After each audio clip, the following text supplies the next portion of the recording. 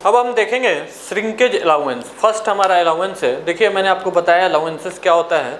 Pattern को हम उसके डायमेंशन से एक्स्ट्रा जो डायमेंशन प्रोवाइड करते हैं to overcome the contraction and different type of allowances, इसको हम मतलब different type of allowances provide करते हैं, ठीक है, to overcome the contraction and other भी हमारे अलाउंसेस हैं जो कॉन्ट्रैक्शन के अलावा भी हमें कुछ टाइप के अलाउंस देने पड़ते हैं पैटर्न को, वो आगे हम देखेंगे। सबसे पहले हम श्रिंकेज अलाउंस के बारे में जानते हैं कि ये क्या होता है। देखिए हमारे पास क्या है, एक मोल्ड कैविटी है। क्या है यहाँ पे, इस बात को समझेंगे हम। ये हमारा मोल्ड कैविटी है, मैंने केवल कैविटी बनाया और कैविटी बोला है, मोल्ड कैविटी है, ठीक है। ये लिक्विड मैंने मेटल फिल किया, यहाँ पे लिक्विड मेटल फिल किया है। ये अब लिक्विड मेटल है, इसको सैंड मत समझिएगा, ये क्या है, लिक्विड मेटल है। जैसे ही ये लिक्विड मेटल फिल किया, लिक्विड मेटल, तो ये क्या होगा, ये पूरा मोल्ड कैविटी फुल हो जाएगा मोल्टेन मेटल से। यहाँ पे लिख लीजिए मोल्टेन मेटल, लिक्विड मेटल से अच्छा रहेगा मोल्टेन मेटल। कैसा मेटल है, मोल्टेन मेटल है, ठीक है। सॉलिडिफिकेशन स्टार्ट जब होगा मेरा, तो ये क्या होगा, ऐसे एक ये पॉसिबिलिटी है कि वाल से क्या करे, सॉलिडिफाई करे। यहाँ से सॉलिडिफिकेशन स्टार्ट होगा, इस वाल से भी हो रहा होगा मेरा सॉलिडिफिकेशन, ठीक है, इस वाल से भी सॉलिडिफिकेशन हो रहा कुछ इस टाइप से, और यहाँ भी इस वाल से भी सॉलिडिफिकेशन हो रहा होगा, ठीक है। तो ये है मेरा, सिंस हीट ट्रांसफर इस एरिया से हो रहा है, इस एरिया से हो रहा है, इस एरिया से हो रहा है, तो सॉलिडिफिकेशन यहाँ से स्टार्ट हो गया होगा, ठीक है। अब जब सॉलिडिफिकेशन होगा मेरा, तो ड्यूरिंग सॉलिडिफिकेशन क्या करेगा, लिक्विड मेटल कॉन्ट्रैक्ट करेगा। लिक्विड मेटल कॉन्ट्रैक्ट करता है, ठीक है। लिक्विड फॉर्म में भी liquid metal contract, molten metal contract करता है। जब ये लिक्विड फॉर्म में रहा था तभी भी ये कॉन्ट्रैक्ट कर रहा होता।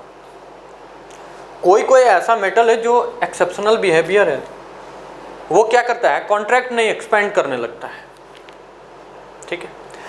बट इन जनरल क्या होता है कि ये कॉन्ट्रैक्शन होता है, लिक्विड फॉर्म में भी, मोल्टेन फॉर्म में भी, और आपको लिक्विड फॉर्म, मोल्टेन फॉर्म में सॉलिडिफिकेशन, फेज ट्रांसफॉर्मेशन के फॉर्म में। आप देखिए ये फेज ट्रांसफॉर्मेशन स्टार्ट हो गया, सॉलिड भी है लिक्विड भी है, ठीक है। जब ये सॉलिड हो जाएगा तब भी कॉन्ट्रैक्ट करेगा। तो ये एग्जैक्ट जो कैविटी का डायमेंशन है उसके डायमेंशन से छोटा मेरा कास्टिंग मिलेगा, तो इसको हम बोलते हैं श्रिंकेज। अब देखिए यहाँ पे मैं एक आपको डायग्राम बना रहा हूँ, ग्राफ बना रहा हूँ, इसको समझेंगे। ये यहाँ पे है मेरा टाइम, क्या है, टाइम वर्सेस टेम्परेचर का ग्राफ है। किसका, टाइम वर्सेस टेम्परेचर का, इसको, ठीक है। ये है मेरा, यहाँ पे देखिए क्या होगा, इनिशियली ये है मेरा पोरिंग टेम्परेचर। कौन सा टेम्परेचर है, पोरिंग टेम्परेचर। पोरिंग टेम्परेचर से जैसे हम पोर किए हैं, क्या करेगा, टेम्परेचर डिक्रीज करना शुरू करेगा, और लिक्विड फॉर्म धीरे धीरे इसका टेम्परेचर डिक्रीज होगा, और एक पॉइंट ऐसा आएगा जिसको हम फ्रीजिंग पॉइंट बोलते हैं, उस पर क्या करेगा, ये होगा मेरा फ्रीजिंग टेम्परेचर। इस पॉइंट पे सॉलिडिफिकेशन स्टार्ट हो जाएगा, फेज ट्रांसफॉर्मेशन होगा। कांस्टेंट टेम्परेचर पे फेज ट्रांसफॉर्मेशन होगा। जब ये पूरा सॉलिड में कन्वर्ट हो जाएगा, फेज इसका ट्रांसफॉर्म हो जाएगा, तो ये फ्रीजिंग टेम्परेचर से फर्दर इसका टेम्परेचर क्या होगा, डिक्रीज करेगा। और कहाँ तक जाएगा, ये टेम्परेचर जो है, ये टेम्परेचर एम्बिएंट टेम्परेचर मतलब एटमॉस्फेरिक टेम्परेचर तक ये जाएगा, एम्बिएंट टेम्परेचर TA। तो कितने टेम्परेचर हो गए? पोरिंग टेम्परेचर, फ्रीजिंग टेम्परेचर और एम्बिएंट टेम्परेचर, यहाँ पे लिख लेंगे।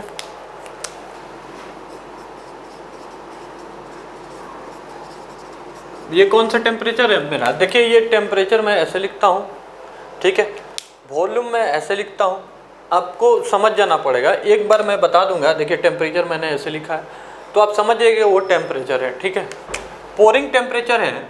और ये कौन सा है? ये है हमारा फ्रीजिंग टेम्परेचर। कौन सा है? फ्रीजिंग टेम्परेचर, ठीक है। और ये मैं इसको मैं बोलूँगा TA क्या है? Ambient temperature means atmospheric temperature. अब देखिए यहाँ पे समझने वाली बात क्या है, उसको मैं आपको समझा रहा हूँ, उसको समझने की कोशिश कीजिएगा, ठीक है। ये पोरिंग टेम्परेचर से जब हम जैसे ही लिक्विड मेटल इसमें पोर किए हैं तो इस टेम्परेचर को हम पोरिंग टेम्परेचर बोलते हैं। मोल्टेन मेटल को हीट किए और हीट करने के बाद पोरिंग जैसे ही स्टार्ट किए हैं तो उस टेम्परेचर को हम पोरिंग टेम्परेचर बोलेंगे, ठीक है। तो यहाँ पे कुछ मेरा इस टेम्परेचर को हम पोरिंग टेम्परेचर बोल रहे हैं। पोरिंग टेम्परेचर से टेम्परेचर डिक्रीज होना स्टार्ट होगा और कहाँ तक आएगा? फ्रीजिंग टेम्परेचर तक। यहाँ से यहाँ के बीच में क्या होगा? आपको लिक्विड फॉर्म में मेटल रहेगा, मोल्टेन मेटल जो है वो लिक्विड फॉर्म में रहेगा। और इस ड्यूरेशन में जो भी मेरा लिक्विड मेटल का कॉन्ट्रैक्शन होगा, जितना भी कॉन्ट्रैक्शन होगा उसको हम लिक्विड श्रिंकेज बोलेंगे। कौन सा? Liquid shrinkage. जितना भी जो भी श्रिंक करेगा मेरा मेटल लिक्विड फॉर्म में उसको हम लिक्विड श्रिंकेज बोलेंगे। समझ गए मेरी बात को? अब देखिए ये वाला जो स्पैन है फ्रीजिंग टेम्परेचर से कांस्टेंट फ्रीजिंग टेम्परेचर लिक्विड से सॉलिड में कन्वर्ट हो रहा है, तो ये फेज जो ट्रांसफॉर्म हो रहा है, इस वाले फेज को में जितना भी कॉन्ट्रैक्शन होगा सॉलिड, आप इसको ऐसे ही रहने दें, अच्छा रहे, ठीक है। तो ये हमारा इस टेम्परेचर से यहाँ तक फेज ट्रांसफॉर्मेशन हो रहा है कांस्टेंट टेम्परेचर पे, फ्रीजिंग टेम्परेचर पे। तो इस ड्यूरेशन में जो भी आपको कॉन्ट्रैक्शन होगा, लिक्विड मेटल का श्रिंकेज होगा, उसको हम बोलेंगे सॉलिडिफिकेशन श्रिंकेज। समझ रहे हैं बात को? Solidification shrinkage. अब देखिए ये सॉलिड में कन्वर्ट हो चुका है यहाँ पे, ठीक है। अब ये फ्रीजिंग टेम्परेचर है, फ्रीजिंग टेम्परेचर से एम्बिएंट टेम्परेचर तक सॉलिड फॉर्म में मेरा कास्टिंग है, ठीक है। सॉलिड फॉर्म में यहाँ से इस टेम्परेचर से इस टेम्परेचर तक आने में जितना भी कॉन्ट्रैक्शन होगा उस कॉन्ट्रैक्शन को हम बोलेंगे सॉलिड श्रिंकेज। क्या बोलेंगे? Solid shrinkage. तो समझ गए होंगे आप मेरी बात को कि हम बोलना क्या चाह रहे हैं। 3 टाइप के श्रिंकेज हैं, पहला लिक्विड श्रिंकेज, दूसरा सॉलिडिफिकेशन श्रिंकेज और थर्ड वन जो मेरा वो सॉलिड श्रिंकेज, ठीक है। तो ये था श्रिंकेज, समझ गए। तो श्रिंकेज में फर्स्ट लाइन जो है मैंने लिखा है कि जब भी हम लिक्विड मेटल को पोर करते हैं तो पोर करने के बाद क्या होता है कि लिक्विड मेटल जो है कॉन्ट्रैक्ट करने लगता है। देखिए when the liquid metal is cooled, जब कूल करते हैं, inside the cavity there is a possibility of contraction of the material. Contract कर सकता है, मेरा पॉसिबिलिटी है। मैंने आपको बताया कभी कभी एक्सपेंड भी करने लगता है, तो इसीलिए हमने संभावना व्यक्त की है कि पॉसिबिलिटी है कि क्या हो जाए, ये कॉन्ट्रैक्ट कर जाए। Due to this size of the casting will decrease. यहाँ पे क्या होता है, इसके वजह से कास्टिंग का साइज मेरा डिक्रीज कर गया। मैंने बताया आपको कैविटी जो इस साइज का बनाया था उससे क्या होगा कि फाइनल प्रोडक्ट का मेरा साइज जो है वो घट जाएगा। ये मेरा अब इस साइज का मिल गया। एग्जाम्पल के लिए ये मेरा कास्टिंग है, ठीक है। अब हमको इतना बड़ा चाहिए तो हम इससे बड़ा बनाएंगे कैविटी, तो ही तो हमको इस शेप का क्या मिलेगा, कास्टिंग प्रोडक्ट मिलेगा। तो हम क्या करेंगे, डायमेंशन बढ़ा देंगे पैटर्न का, ठीक है। तो अब देखिए लिक्विड श्रिंकेज, सॉलिडिफिकेशन श्रिंकेज और सॉलिड श्रिंकेज किसको बोलते हैं, यहाँ पे मैंने पॉइंट वाइज नोट किया है। आप इसको समझा दिया मैंने, आप लिख लेंगे। नेक्स्ट लाइन में मैंने नेक्स्ट पॉइंट में आपको नोट करना है जो, वो मैं बता रहा हूँ। देखिए नेक्स्ट पॉइंट लिखना है आपको, when the liquid metal is cooled from pouring temperature to freezing temperature, shrinkage is liquid shrinkage, ठीक है। उसके बाद नेक्स्ट पॉइंट लिखना है, during phase transformation the shrinkage of the material is known as solidification shrinkage. During phase transformation shrinkage of the material is solidification shrinkage, ठीक है। Next point है, when the liquid metal is when the solid casting is cooled, यहाँ से solid form में मेरा casting है, जब हम कूल करेंगे फ्रीजिंग टेम्परेचर से पोरिंग टेम्परेचर तक, when the solid casting is cooled from freezing to ambient temperature, shrinkage is solid shrinkage. समझ गए बात को, ये मैंने एक एक करके पॉइंट लिख दिया है। अब देखिए ये जो मेरा लिक्विड श्रिंकेज है और सॉलिडिफिकेशन श्रिंकेज है, ये इसको हम परसेंटेज श्रिंकेज ऑफ वॉल्यूम के टर्म में लिखते हैं, ठीक है। वही नेक्स्ट पॉइंट मैंने लिखा, liquid and solidification shrinkage can be express in terms of percentage shrinkage of the material, ठीक है। तो आपको जब श्रिंकेज वैल्यू दिया रहेगा तो लिक्विड और सॉलिडिफिकेशन श्रिंकेज को आप किसके टर्म में लिखेंगे, percentage shrinkage of the casting, ठीक है। Percentage shrinkage of the volume of the material, these are compensated by providing riser. Most important point, ये लिक्विड और सॉलिडिफिकेशन श्रिंकेज को हम किससे कंपनसेट करते हैं, राइजर से कंपनसेट करते हैं। ये क्वेश्चन बहुत ही इंपॉर्टेंट है, बहुत सारे एग्जाम में पूछा गया है, ठीक है। इवन इंटरव्यू में भी पूछा गया है, समझ रहे बात को। मैं इस बार बीपीएससी का इंटरव्यू हुआ था तो फंक्शन ऑफ राइजर बहुत बार पूछा गया, बहुत सारे स्टूडेंट्स से, ठीक है। हमसे नहीं पूछा गया वो बात अलग है, लेकिन ये पूछा गया था। तो राइजर का एक फंक्शन है, ये क्या करता है, लिक्विड और सॉलिडिफिकेशन श्रिंकेज को कंपनसेट करता है, ठीक है।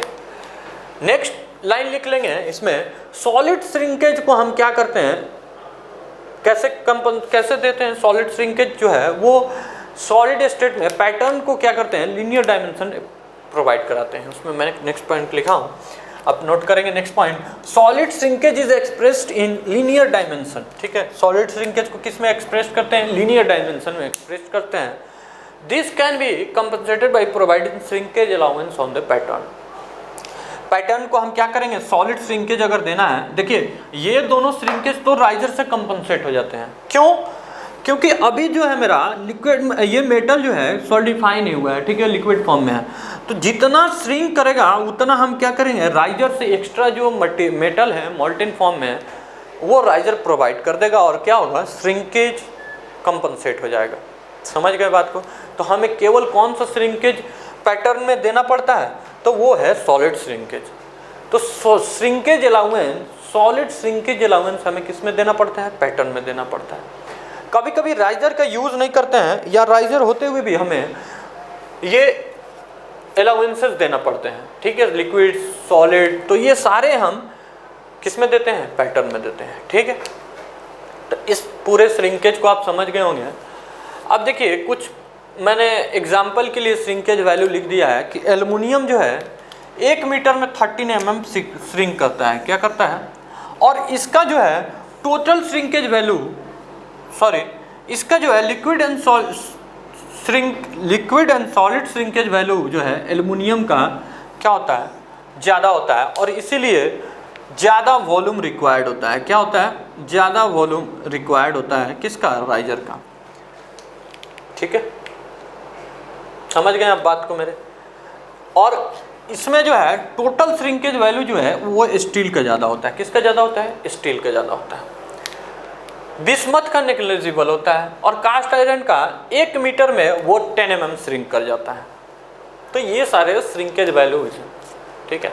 तो आप समझ गए, नोट कीजिए बहुत अच्छे से, ठीक है, और अपने से पढ़िए, एक बार घर पे रिवीजन कीजिए, वीडियो पॉज कीजिए और खुद से लिख करके प्रैक्टिस कीजिए।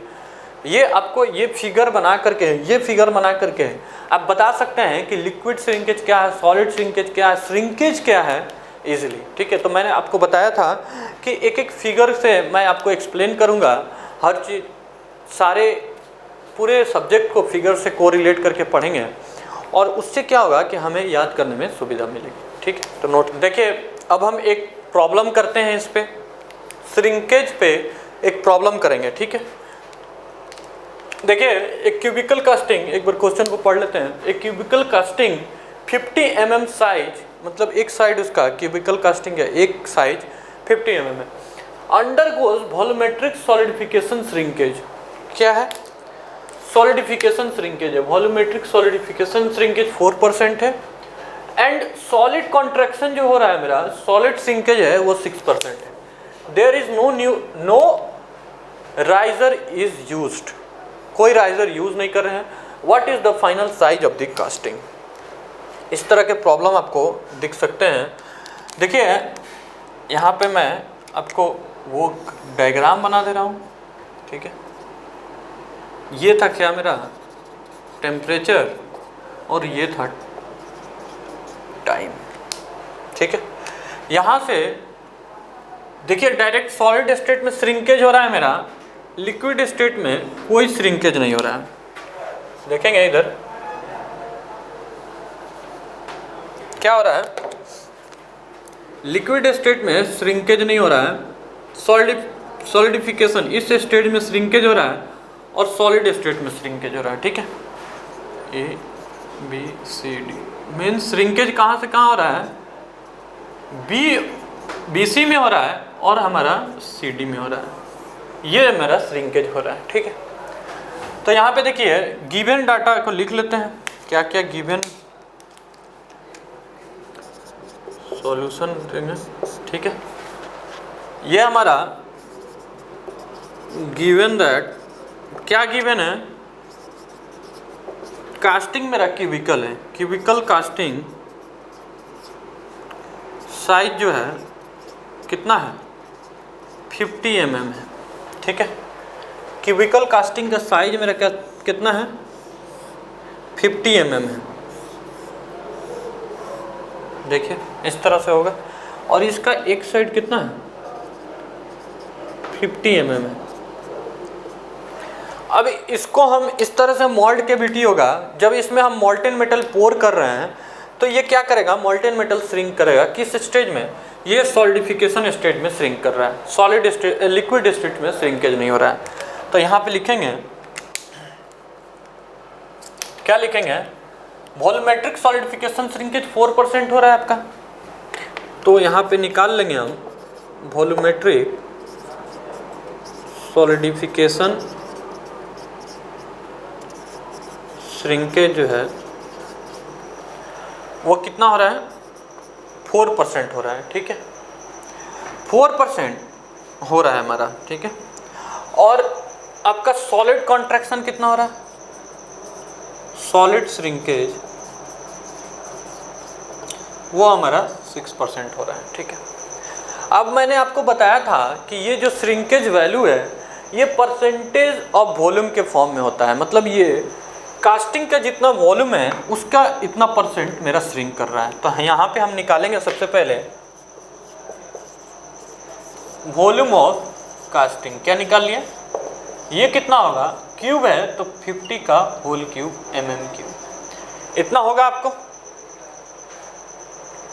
अब देखिए ये श्रिंक कर रहा है, ठीक है, लिक्विड से फॉर्म में था, सॉलिडिफिकेशन स्टार्ट हुआ, कितना परसेंट श्रिंक किया 4%, तो कितना परसेंट बच गया होगा श्रिंक करने के बाद, हम वो लिखेंगे। यहां लिख दे रहे हैं वॉल्यूम ऑफ कास्टिंग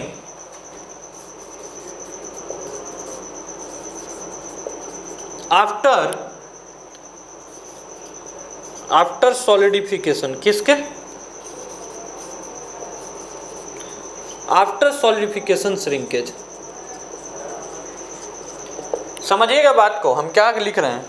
कास्टिंग का मेरा कितना वॉल्यूम होगा इस 4% श्रिंक करने के बाद, कितना परसेंट बचा होगा? 96% बचा होगा। 96% यानी हम परसेंटेज हटाएंगे तो पॉइंट लगाएंगे तो यहाँ पे कितना होगा मेरे पास वॉल्यूम? इतना होगा mm3। देखिए तो समझिए, अब ये कितना होगा? सॉरी, ये 96% बचा होगा मेरा, 96%। ठीक है, 0.96 से मल्टीप्लाई कर देंगे तो इतना मेरा कास्टिंग का वॉल्यूम होगा। ठीक है, सिमिलरली मतलब इसी तरह क्या होगा, अब मैं इसको रब कर रहा हूँ और यहाँ पे लिखूँगा। ठीक है, इस फिगर को रब कर रहा हूँ। अब आप समझ गए होंगे, अगर इससे पहले लिखना होगा आपको तो पीछे जाएंगे वीडियो में और पॉज करेंगे वीडियो को, पॉज करने के बाद लिख लेंगे। ठीक है, देखेंगे अब हमारे पास क्या बच जाएगा।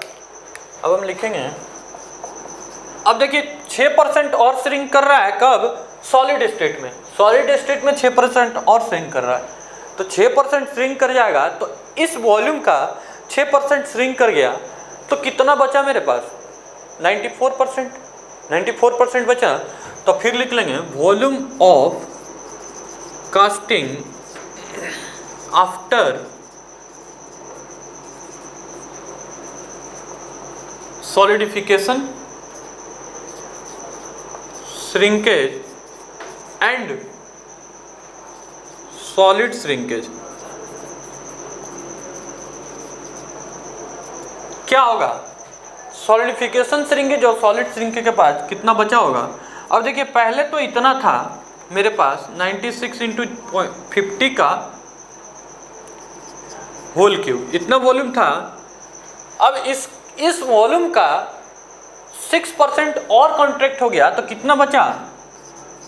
94% बचा होगा। पॉइंट में कन्वर्ट करके 0.94 मल्टीप्लाई करेंगे तो ये फाइनल मेरा कास्टिंग का वॉल्यूम होगा।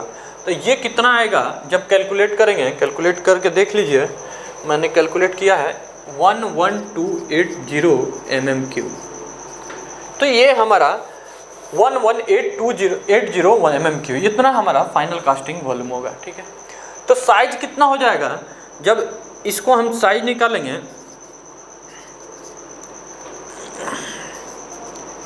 फाइनल साइज ऑफ कास्टिंग कितना होगा? तो ये आएगा जब इसको आप वॉल्यूम को पता है a क्यूब होता है, ये किसके बराबर होगा? a क्यूब के बराबर होगा। तो इसका क्यूब रूट लेंगे तो इसका क्यूब रूट कितना आएगा हमारे पास? ये आएगा 48.317 mm। तो ये होगा हमारा आंसर। यहाँ पे क्या पूछ रहा है? What is the final size of casting? Final size of the casting. समझ गए बात को कैसे निकालना है? तो ये एक न्यूमेरिकल प्रॉब्लम था, मैंने आपको बता दिया।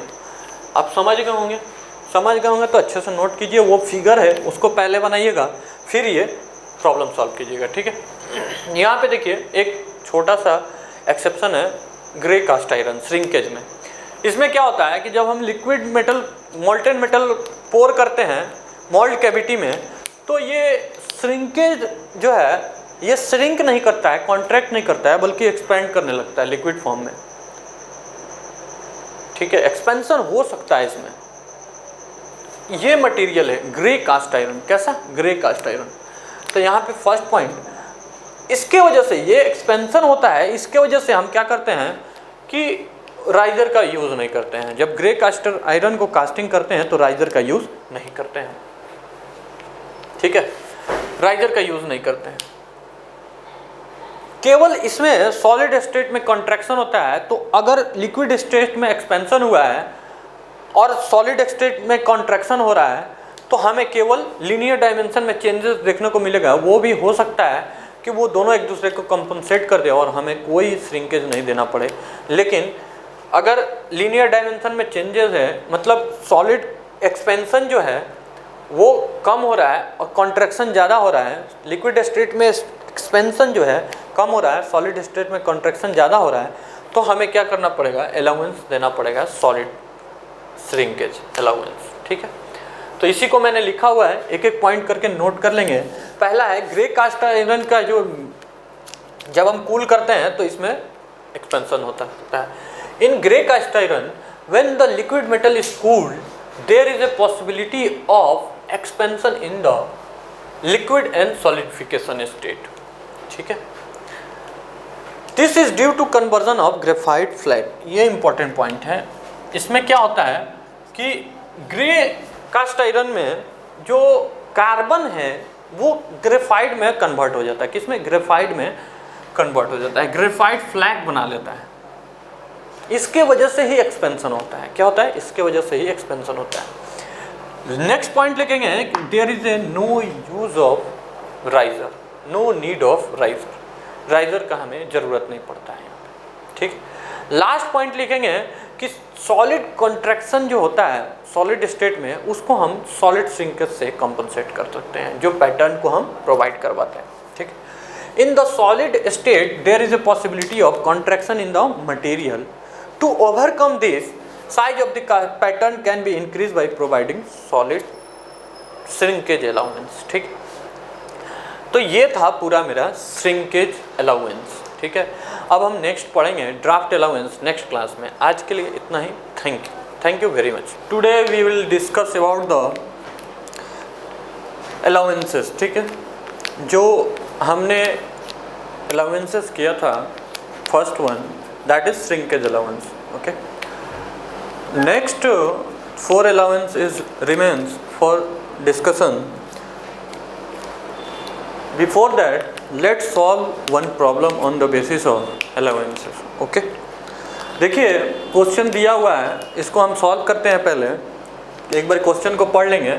एक grey cast iron block of dimension 200 mm, 100 mm and 10 mm। ठीक है, 10 mm is produced by sand moulding. ठीक है, ये हमारा कास्टिंग का डायमेंशन दिया हुआ है। ठीक है, ये मेरा कास्टिंग है, इतना हमें बनाना है। ठीक है, पैटर्न मेकिंग अलाउंस इज 1%। बोल रहा है कि जो भी अलाउंसेस है वो 1% है। अब समझ गए होंगे कि जितना हमारा डायमेंशन है हर साइड पे 1% का अलाउंस है। ठीक है, हर डायमेंशन पे, हर लेंथ, विड्थ, आपको हाइट, तीनों पे 1% का अलाउंस है। What is the ratio of volume of pattern to the volume of casting? ठीक है, देखेंगे इसको। पहले देखिए, पहले बना लेते हैं हमारा कास्टिंग को। ठीक है, ये उसका विड्थ रहा होगा, चलिए मान लेते हैं लेंथ है। ठीक है, लेंथ को सामने से देख रहे हैं, तो ये कितना है? इसका डायमेंशन 200 mm है। ठीक है, और विड्थ कितना है? 100 mm है। देखिए यहाँ पे दिया हुआ है, और इसका हाइट जो है वो 10 mm है। ये हमें बनाना है। कास्टिंग के बाद ये इतना डायमेंशन का जो प्रोडक्ट होगा, कास्टिंग होगा मेरा, वो इस डायमेंशन का होना चाहिए। ठीक है, अब हम जो पैटर्न बनाएंगे तो पैटर्न लिक्विड मेटल श्रिंक करेगा, श्रिंकेज अलाउंस है ये, तो जितना श्रिंक कर रहा है वो 1% श्रिंक कर रहा है टोटल। तो हम क्या करेंगे, पैटर्न को 1% हर एक डायमेंशन में हर उसके 1% इंक्रीज कर देंगे। अब देखिए 200 का 1% कितना हो जाएगा? 2 होगा। कितना होगा? 2 होगा। 100 का 1 होगा और 10 का 0.1 होगा। इतना mm हमको इंक्रीज करना पड़ेगा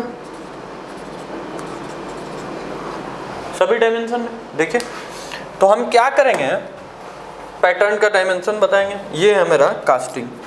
क्या है? कास्टिंग है।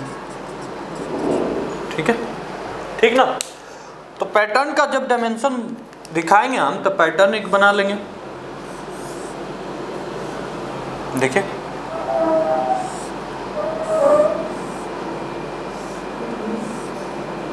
सॉरी, ये हमारा पैटर्न है। क्या है? पैटर्न। अब ये डायमेंशन जो है वो 202 हो गया होगा। 202 क्या? mm। ये पैटर्न का हमने बड़ा साइज बनाया है, किससे? कास्टिंग से। ये 101 mm,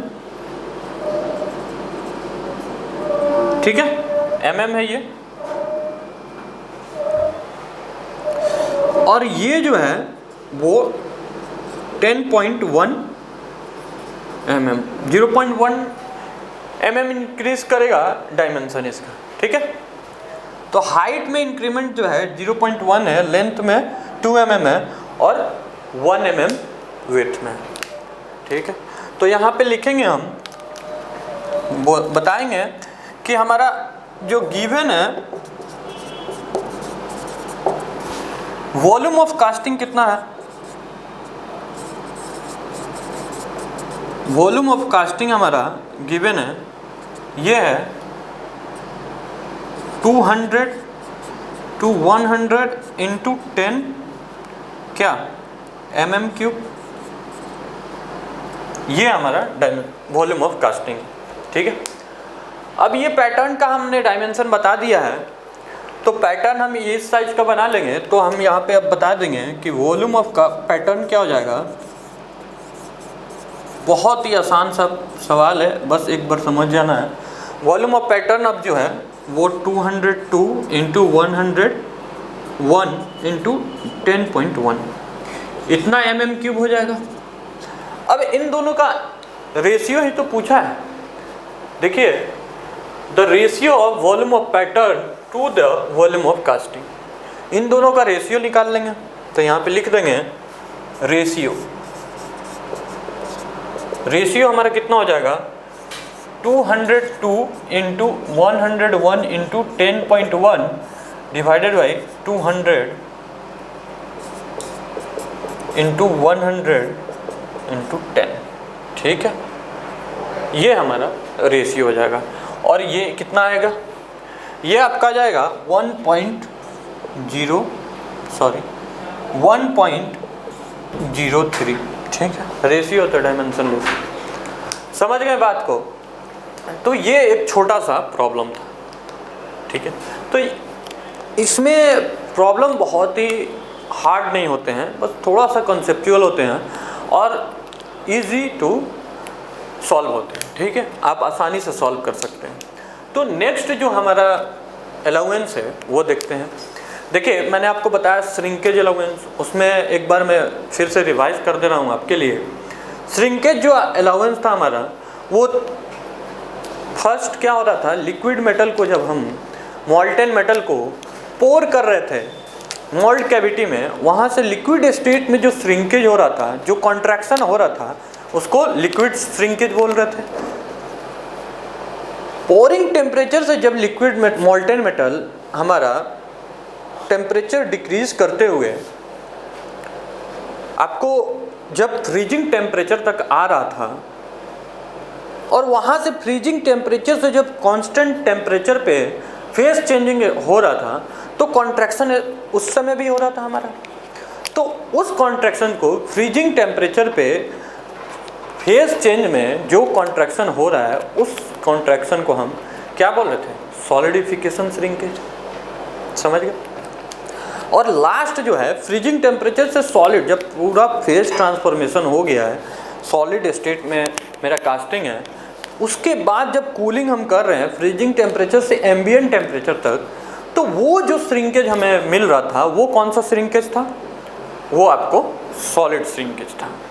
तो ये था श्रिंकेज अलाउंस, सॉरी। अब नेक्स्ट हम देखेंगे ड्राफ्ट और टेपर अलाउंस।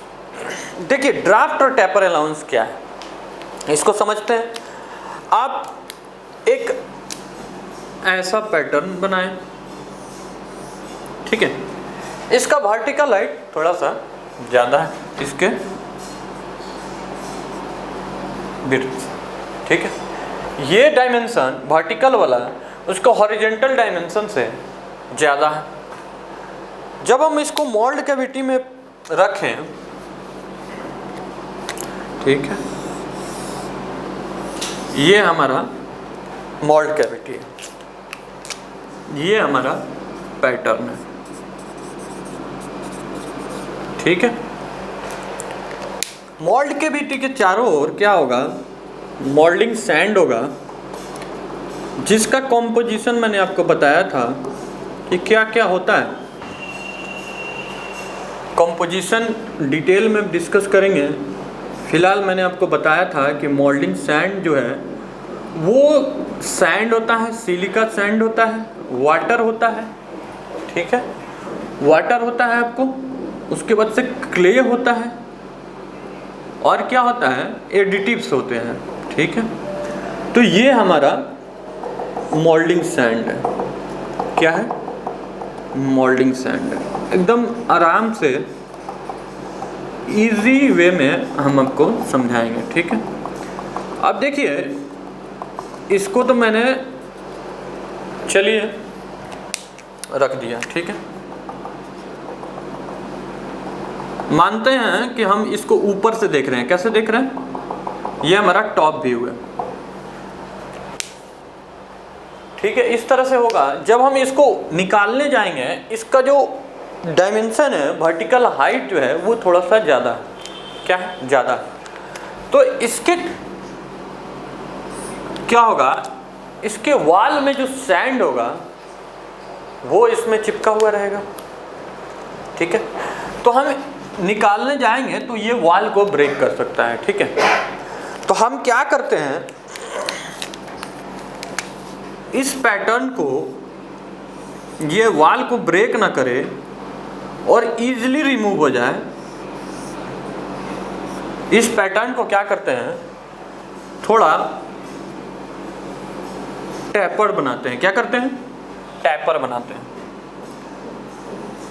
इसमें थोड़ा ड्राफ्ट देते हैं।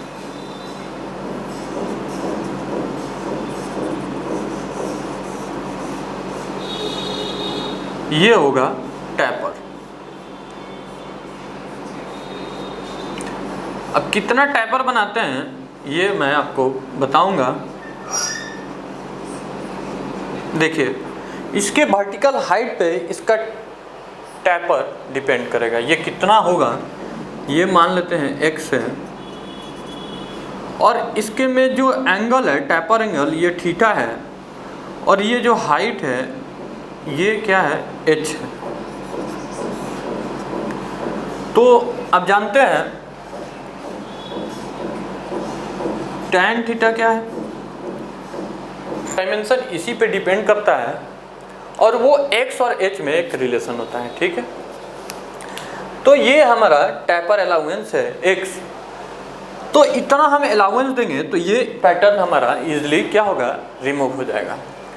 तो इस एक्स्ट्रा टैपरिंग को, इसी को हम क्या बोलते हैं, टैपर अलाउंस बोलते हैं। Means for easy removal of pattern from mould box we provide some extra dimension to the pattern that is known as in vertical height that is known as taper allowance.